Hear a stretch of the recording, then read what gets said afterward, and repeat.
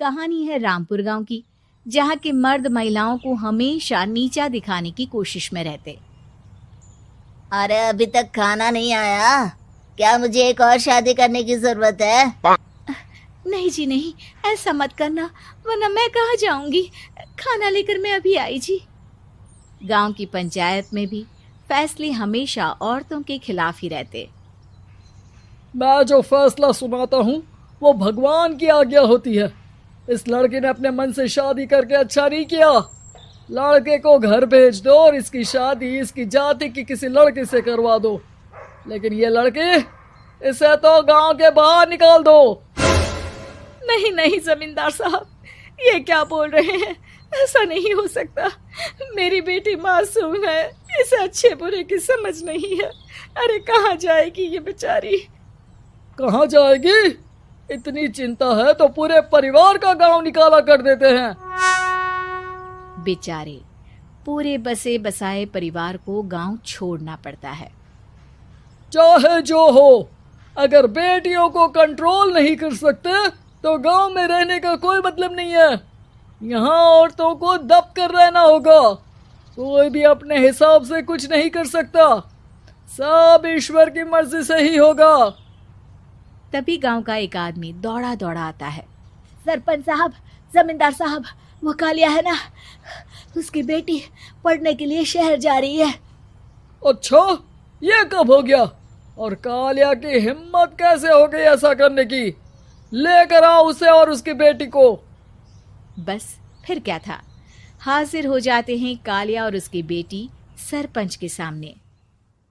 अरे कालिया, ये क्या सुनने में आ रहा है? बेटी को इंजीनियर बना रहा है तू?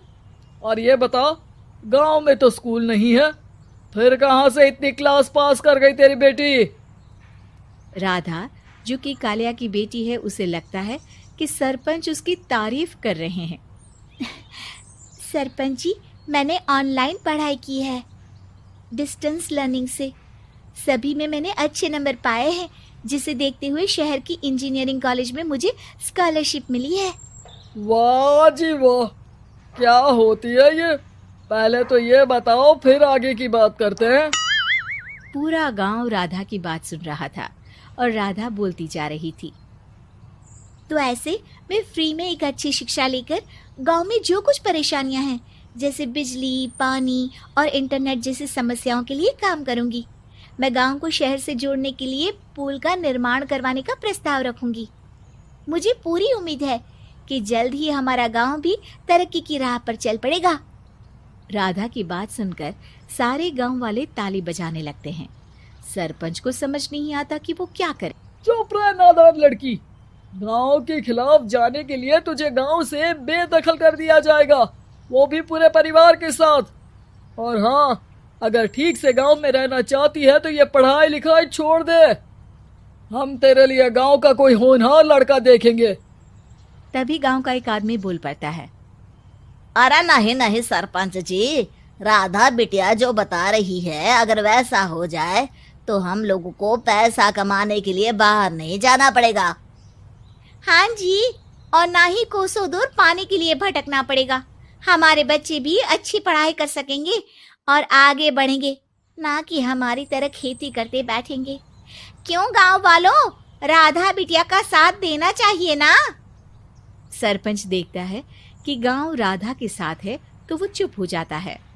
वो घर आकर अपने सलाहकार से बात करता है, जो बहुत ही चालाक किस्म का इंसान होता है। अरे सरपंच साहब, आपको बहुत ही होशियारी से काम लेना पड़ेगा। एक बार गांव तरक्की कर गया, यहाँ के बालक पढ़ लिए तो कोई ना पूछेगा आपको। और फिर ये जो बेटा और बेटी है ना आपके, इनको भी आम लोगों की तरह ही जीवन जीना होगा। हाँ, लेकिन करे तो क्या करे? वो ना आप मुझ पर छोड़ दीजिए, बस मैं जैसा बोलूं करते जाइए। अगले रोज सुबह जब गांव वाले सोकर उठते हैं तो राधा के घर के बाहर और साथ ही वो लोग जिन्होंने राधा का सपोर्ट किया था, उनके घर के आगे लाल रंग से कल आऊंगी लिखा होता है। कल आऊंगी, यह क्या होता है? अरे यह तो खून से लिखा है, लगता है कोई भूत प्रेत या चुड़ैल का साया है। चलो सरपंच जी के पास चलते हैं। सभी सरपंच के पास जाकर उसे सारी बात बताते हैं। अरे ये तो बड़ी मुश्किल की बात है। चलो मैं एक बाबा को जानता हूँ, उन्हें बुला लेता हूँ। सरपंच बाबा को लेकर गांव के घर के बाहर जाता है।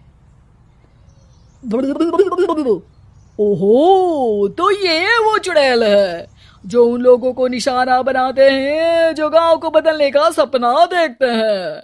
वो गांव को ऐसे ही संपन्न देखना चाहती है। वो नहीं चाहती कि कोई बाहरी यहाँ का कायाकल्प करे। क्या तुम लोगों में से किसी ने गांव को बदलने की सोच रखी है? तभी राधा की माँ रोते रोते आती है। मेरी राधा घर से गायब हो गई है। अरे कोई तो बचाओ, मेरी बच्ची कहाँ गई?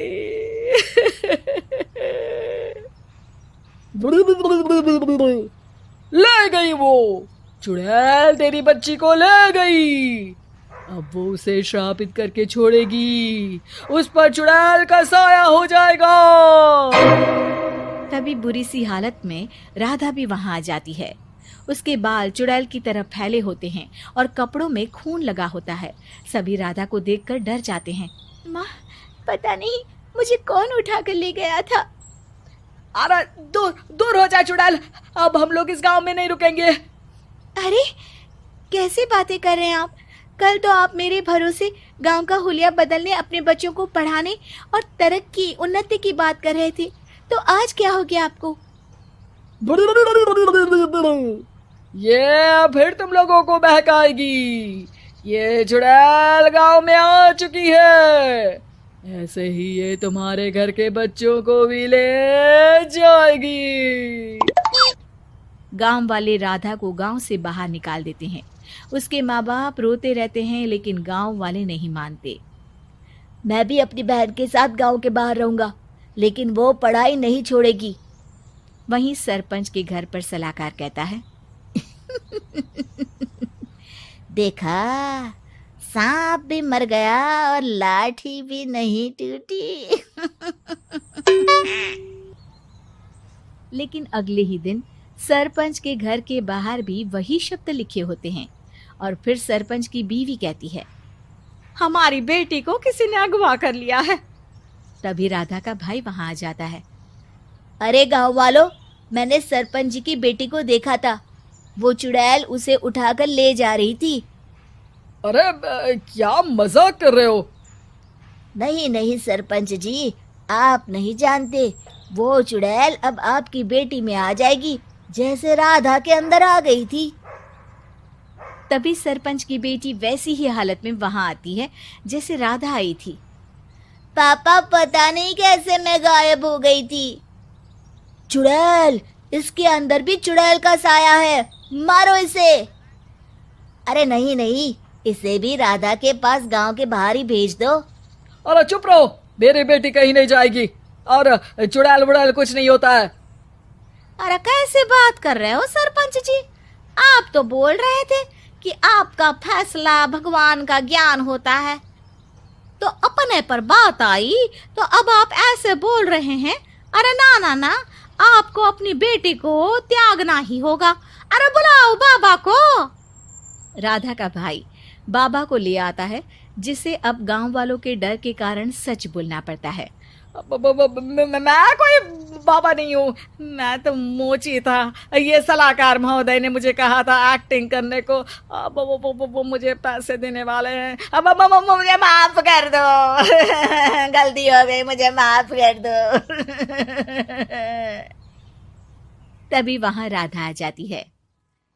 देखा सरपंच जी, जब गांव के बच्चे साक्षर होंगे तो आप जैसे लोगों की चालाकी नहीं चलेगी।